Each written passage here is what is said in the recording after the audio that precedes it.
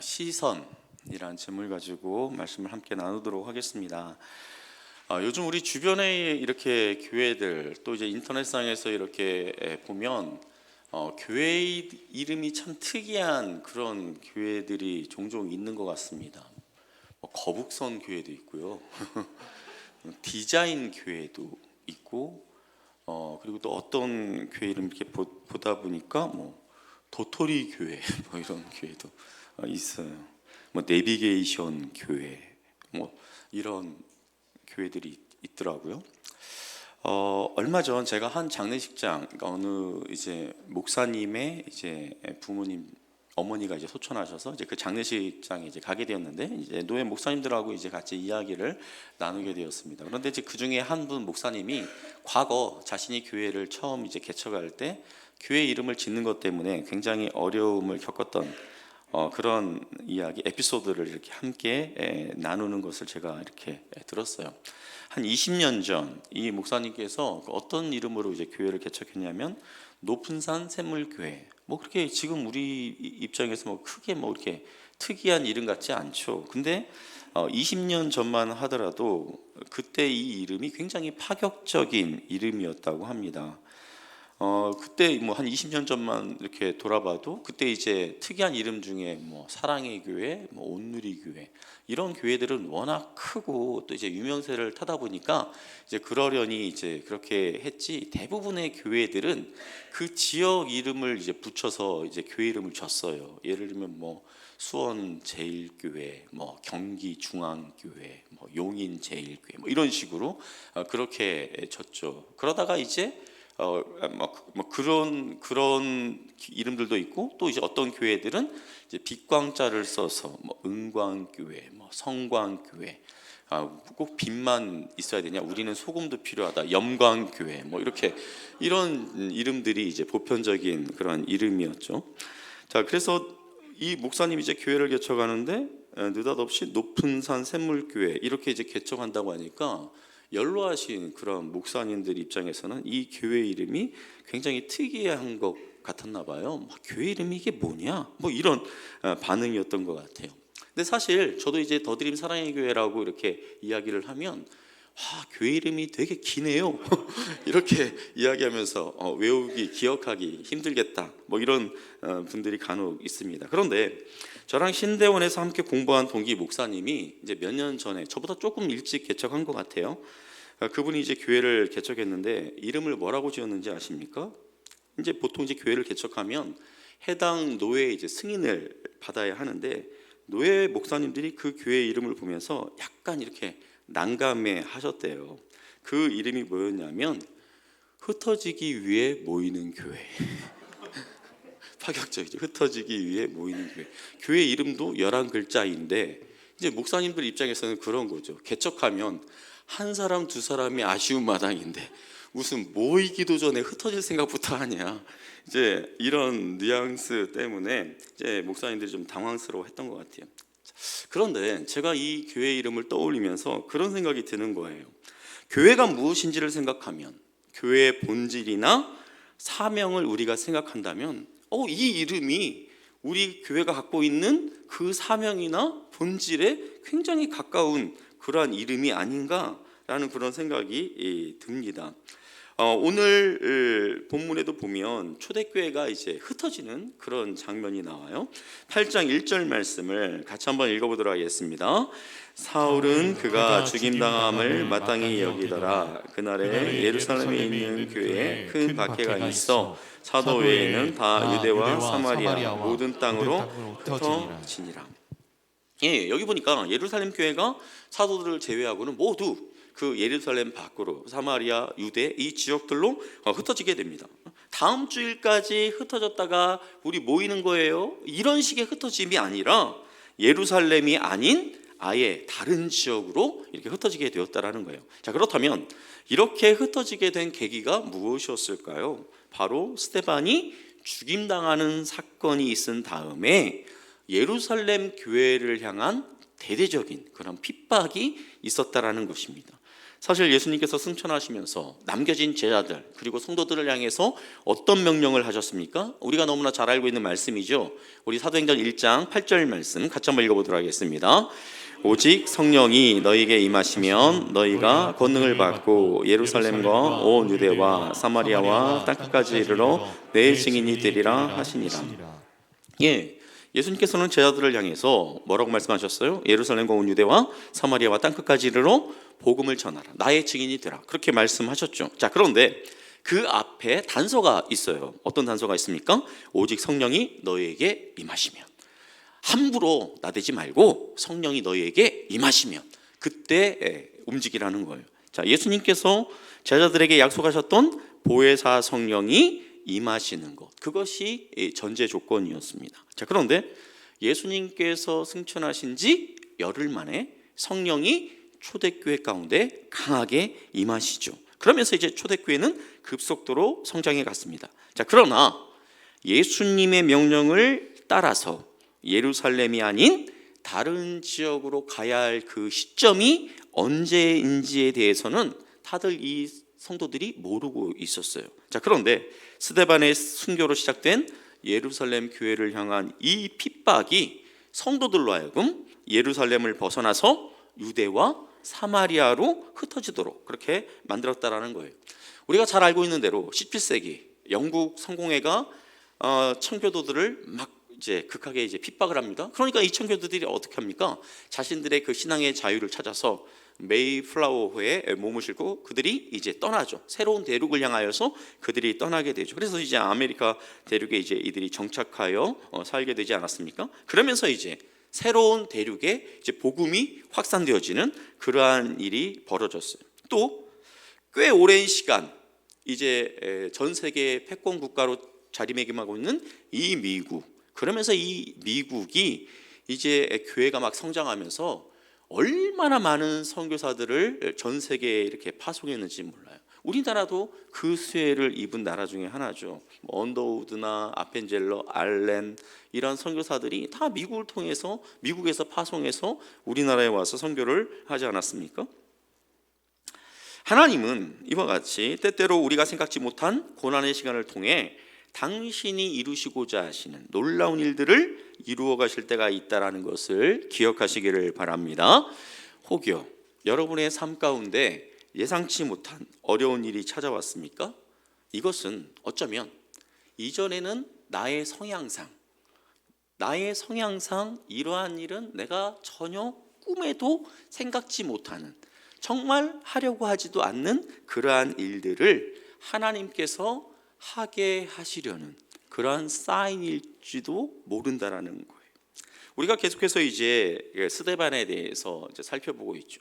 지금 이제 3주간에 걸쳐서 이제 스데반에 관한 그런 말씀들을 우리가 살펴보고 있는데, 자, 스데반은 잡혀와서 재판을 받았습니다. 자, 그런데 이 위기의 순간에 스데반은 어떻게 대처합니까? 그 위기를 모면하기 위해서 자기 변명을 늘어놓는다든지 아니면은 재판을 담당하고 있는 그들에게 어떠한 자비를 베풀어 달라고, 긍휼을 베풀어 달라고 그렇게 아쉬운 소리를 한다든지 그렇게 하지 않았습니다. 자신을 재판하는 이들이 불법적이고도 강압적인 그러한 방법으로 그렇게 진행함에도 불구하고 전혀 거기에 동요되거나 기죽지 않고 마땅히 자신이 해야 할 말들을 그들 앞에 쏟아 놓았죠. 자, 그가 어떤 말들을 그들에게 했습니까?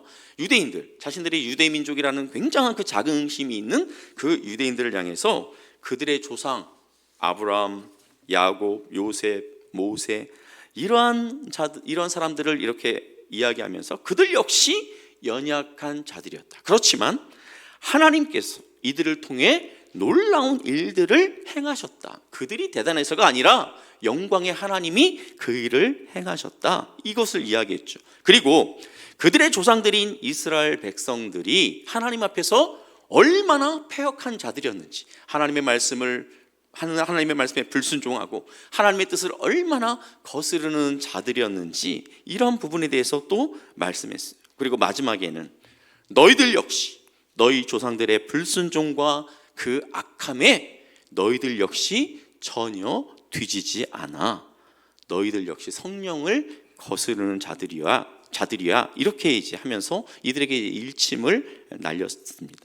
자, 이렇게 자신들의 죄악을 스데반이 이렇게 들추어냈을 때 스데반을 향해 이 유대인들이 어떤 반응을 보였습니까? 54절 말씀을 보니까 그를 향하여 이를 갈거늘, 그를 향하여 이를 갈거늘. 이가 좋았던 것 같아요. 이가 튼튼했던 것 같아요. 이가 흔들렸으면 이렇게 갈기가 쉽지 않았을 텐데 이를 갈거늘, 이렇게 말씀하고 있습니다.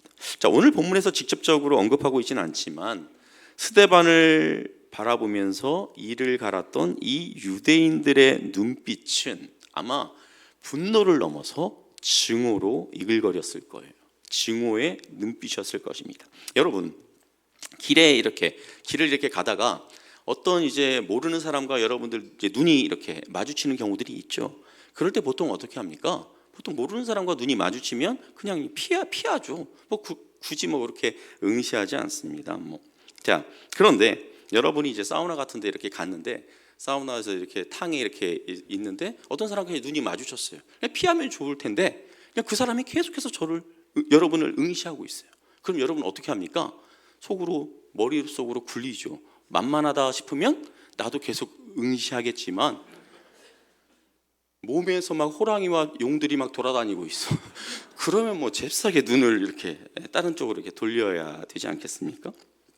자, 그러나 스데반은 상대가 세다거나 두려워서가 아니라 다른 이유에서 그들과 전혀 눈빛을 교환하지 않고 있는 것을 보게 됩니다. 대신 스데반은 이 상황에서 하늘을 바라봐요. 우리 55절 말씀을 같이 한번 읽어보도록 하겠습니다. 스데반이 성령 충만하여 하늘을 우러러 주목하여 하나님의 영광과 및 예수께서 하나님 우편에 서신 것을 보고, 스데반이 하늘을 우러러 본 것은 자신을 향해 으르렁거리는 이들을 두려워해서가 아니라 또 체념했다거나 아니면 포기해서 그렇게 한 것이 아니라 어떻게 해서? 성령 충만한 스데반. 그러니까 스데반의 그 내면에 성령께서 강하게 역사하셨기 때문에 이 위기의 순간, 이 두려움의 순간 이 스데반이 하늘을 향하여 그의 눈길을 돌렸다라는 것입니다. 자, 그렇게 스데반이 눈길을 돌려 하늘을 우러러 봄으로 말미암아 그가 무엇을 보게 됩니까? 그가 본 것은 무엇이었습니까? 보좌에 앉으신 하나님의 찬란한 영광을 봤어요. 그리고 그 하나님 우편에 서 계신 예수님을 그가 보게 되었습니다. 증오의 눈빛으로 자신을 바라보던 유대인들의 눈길에 반응하지 않고 하늘을 올려다 봤을 때 그가 영광스러운 하나님과 그 옆에 서 계신 예수님을 그가 보았을 때 스데반은 무엇을 기대했을까요? 보통 드라마나 영화를 보게 되면 주인공이 이런 상황 가운데 놓여 있으면 보통 어떤 일들이 일어납니까? 극적인 상황에서 갑자기 막 대군이 몰려와서 이 주인공을 구출한다든지 아니면 그 적들을 한 방에 막 쓸어버린다든지 이런 일들이 벌어지지 않습니까? 그런 드라마나 영화처럼 스데반도 하나님께서 막 강한 바람을 돌풍을 이렇게 불게 하셔서 그 유대인들을 막 쓸어버린다든지 막 하늘에서 막 불이 내리게 해서 그들을 막 이렇게 죽인다든지 이런 것들을 이 스데반이 생각했을까요? 만일 스데반이 이렇게 생각했더라면 그가 돌에 맞아 죽는 순간 하나님을 향해서 하나님, 이게 도대체 뭡니까? 나보다 약한 자들이 어떻게 나를 이렇게 돌로 치는데 왜 멀찍이 서서 뒷짐지고 그렇게 보고만 계십니까? 이렇게 따진다거나 원망했을 거예요. 자, 그런데 스데반은 죽는 그 순간 하나님을 원망하지 않았어요. 그가 뭐라고 이야기하고 있는지 우리 59절 말씀을 같이 한번 읽어보도록 하겠습니다. 그들이 돌로 스데반을 치니 스데반이 부르짖어 이르되 주 예수여 내 영혼을 받으시옵소서 하고. 스데반은 마치 자신은 이제 죽을 준비가 다 되어 있는 것처럼 그렇게 돌에 맞아 죽는 순간 자신의 영혼을 주님께 맡아달라고 기도하고 있어요. 그리고 이어서 또 이렇게 기도합니다. 주여, 이 죄를 그들에게 돌리지 마옵소서. 자, 스데반이 마지막에 남긴 이 기도들, 이 말들은 예수님이 십자가에 달려 죽으실 때 하셨던 그 기도와 닮아 있습니다. 돌이 날아와 가슴을 때립니다. 얼굴에서도 퍽 하는 둔탁한 소리와 함께 강한 고통이 느껴집니다. 코에서, 머리에서 피가 줄줄 흐르기 시작합니다. 결국 지친 그의 무릎이 꺾이면서 바닥으로 꼬꾸라집니다. 그 순간에도 여전히 그의 눈은 주님을 바라보고 있습니다. 숨이 잘 쉬어지지 않고 헐떡이는 순간에도 스데반은 자신을 죽일 듯 바라보는 시선들을 마주하는 대신 가장 힘든 순간 자신을 지지해주고 계시는 예수님께 눈길을 고정하고 있습니다. 그리고 그의 눈이 서서히 감기더니 이 땅에서의 마지막 호흡을 내쉽니다. 이제 스데반을 비추고 있던 조명이 점점 어두워지더니 다른 한쪽을 비추기 시작합니다. 우리 8장 3절 말씀을 같이 한번 읽어보겠습니다. 사울이 교회를 잔멸할세 각 집에 들어가 남녀를 끌어다가 옥에 넘기니라.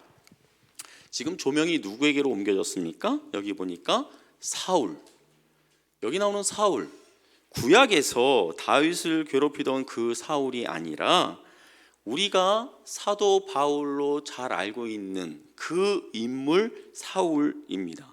자, 그 사울이라는 사람을 이렇게 조명이 비추기 시작합니다. 자, 그런데 분위기가 별로 좋지 않죠. 7장 55절에 보면 사람들이 스데반을 성 밖으로 데리고 가서 돌로 치는데 그때 스데반을 고발한 그 증인들이 어떻게 합니까? 자기들의 옷을 벗어서 이 사울이라는 이 청년 발 앞에 이렇게 놓아둡니다. 마치 그에게 충성을 맹세하듯이 그러한 행동을 합니다. 자, 스데반을 죽이는데 주도적인 그런 역할을 했다라는 것을 우리는 짐작할 수 있어요. 자, 그런데 방금 전에 우리가 읽은 말씀에 보니까 사울은 앞장서서 교회를 핍박하고 있는 것을 보게 됩니다. 여기 보니까 뭐라고 말씀하고 있어요? 교회를 잔멸할세. 여기 이제 잔멸하다에 쓰인 헬라어가 리마이노마이라는 단어예요. 리마이노마이.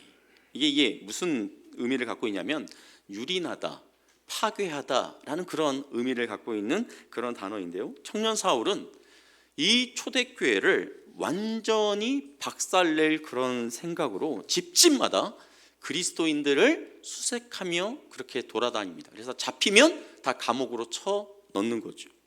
여러분, 기독교 역사상 가장 뛰어난 신학자라고 한다면 누구라고 말할 수 있을까요? 여러분이 들고 다니는 이 성경 딱 둘로 나누면 구약과 신약, 그 중에서 신약이 몇 권? 27권. 그 27권 중에서 13권을 쓴 사람이 사도 바울이에요. 그 중에서도 가장 조직적이고 체계적인, 논리적인 말씀이라고 할 수 있는 로마서, 갈라디아서, 그리고 교회에 대한 것이 무엇인지에 대해서 우리에게 알려주는 에베소서, 골로새서, 이런 말씀들을 쓴 사람이 바로 이 바울이에요. 자, 그런데 바울, 이 사도 바울이 등장하는 이 장면 굉장히 살벌하지 않습니까? 우리는 이 장면만 놓고 볼 때 이런 생각을 하기가 쉬워요. 어떻게 하나님은 이런 사람을 예수를 전하는 자로 쓸 생각을 그렇게 하셨을까?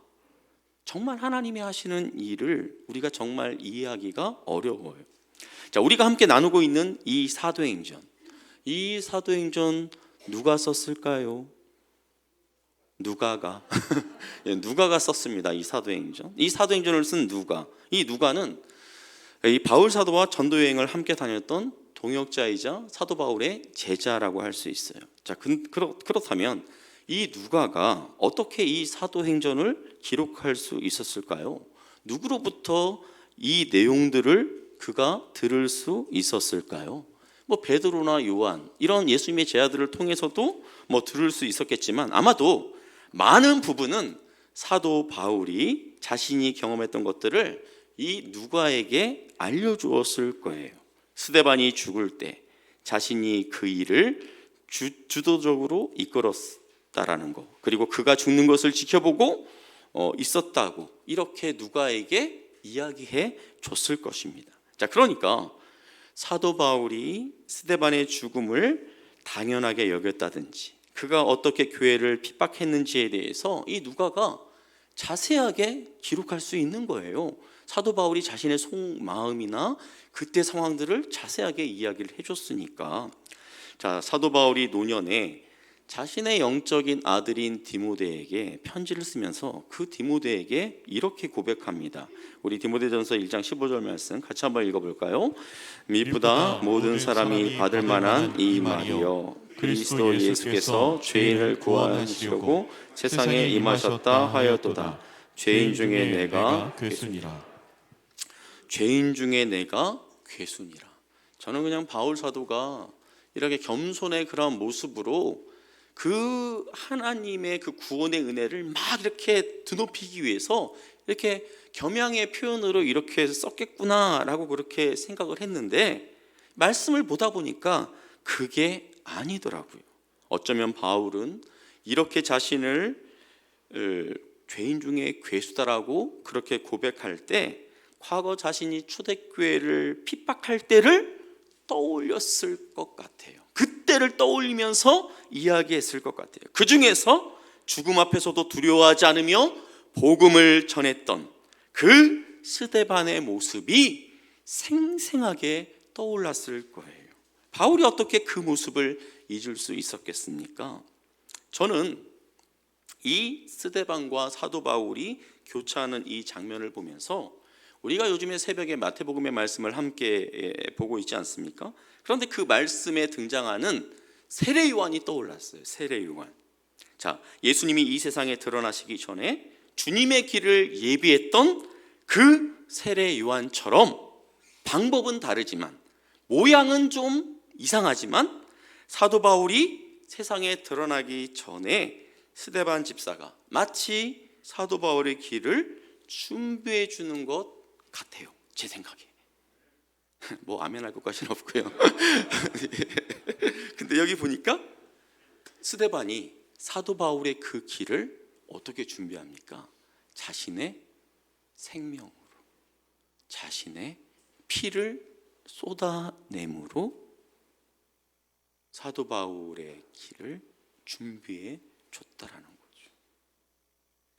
성령 충만할 뿐만 아니라 많은 사람들의 지지를 받을 정도로 인격적으로도 훌륭한 이 스데반이 죽고 교회를 핍박하는 망나니 같은 사도 바울이 하나님의 역사 표면으로 드러나는 것을 보면서 아마 당시 성도들이라면 어떻게 이런 신실한 주의 일꾼이 이토록 처참하게 죽는데 내버려 두십니까? 이렇게 하나님께 하소연할지 모르겠어요.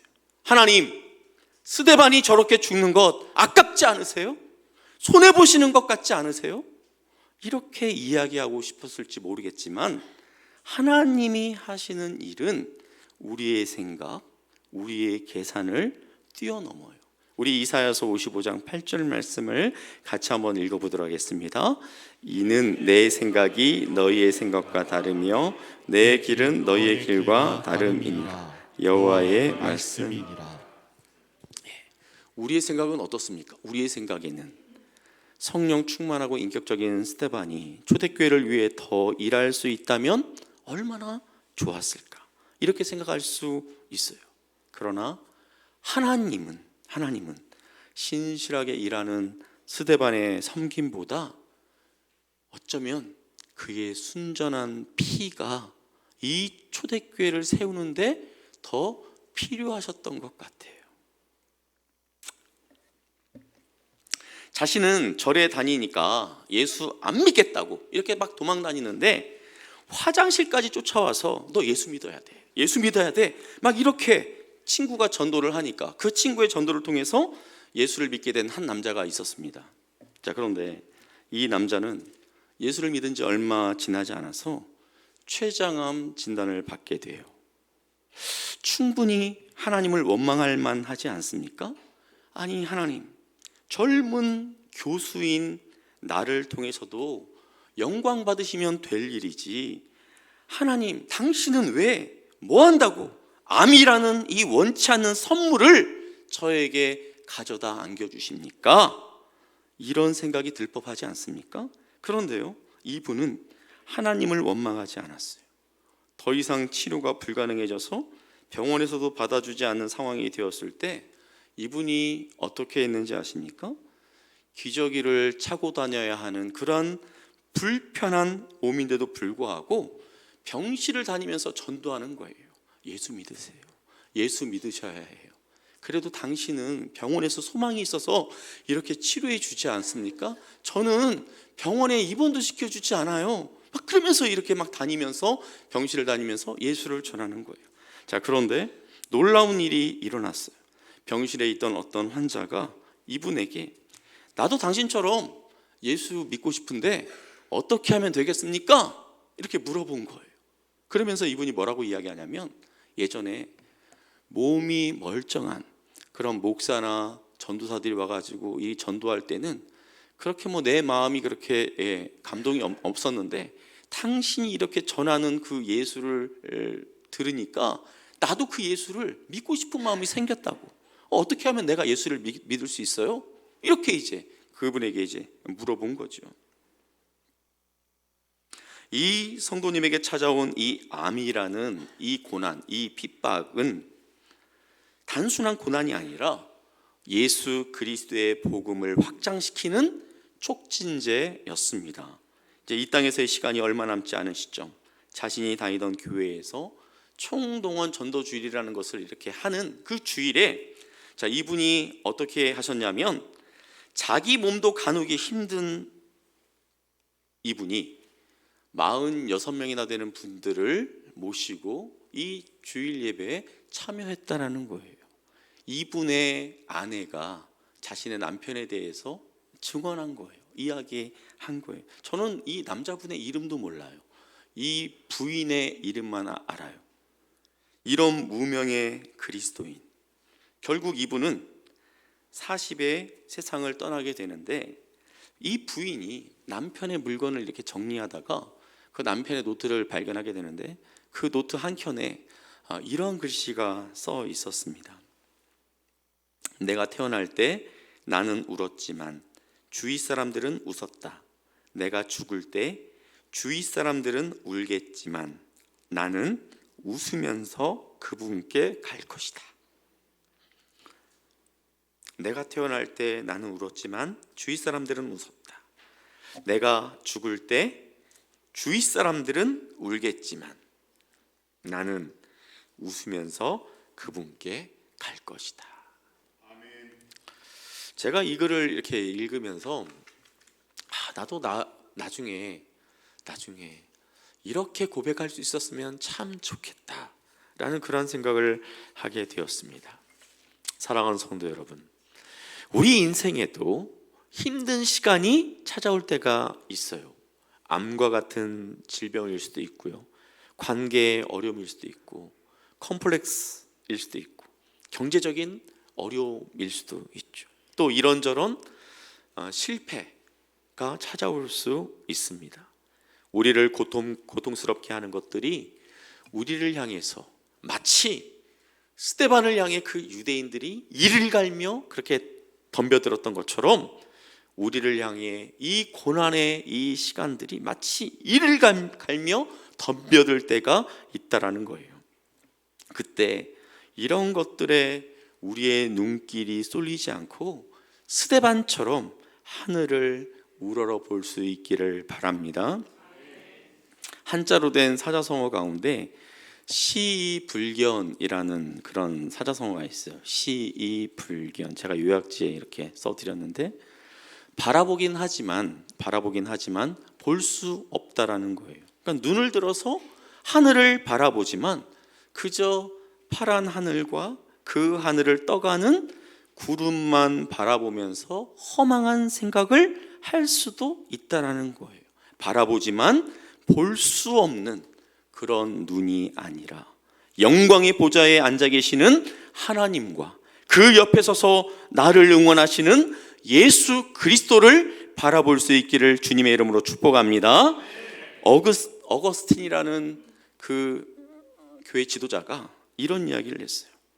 예수님이 하나님 우편에 앉아 계신다고 말할 때는 심판자를 의미하고, 서 계신다고 말할 때는 변호자와 중보자를 의미한다.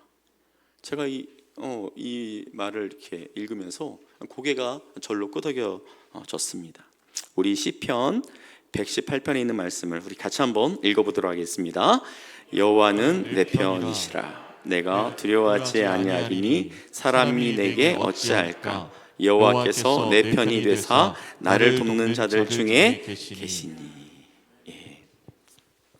사랑하는 성도 여러분, 우리의 눈길, 우리의 시선이 사람이나 이런저런 상황의 눈치를 보는 두려움으로 가득한 그러한 눈이 아니라 봐야 할 것을 제대로 보는 담대한 믿음의 눈이 될 수 있기를 예수님의 이름으로 축복합니다. 우리가 영광스러운 하나님을 우러러 주목하여 바라볼 때 그 하나님의 영광이 우리의 시선을 타고 우리의 인생 가운데 찬란하게 비추게 될 줄 믿습니다. 그런 은혜가 있기를 우리 주 예수님의 이름으로 축복합니다. 아멘.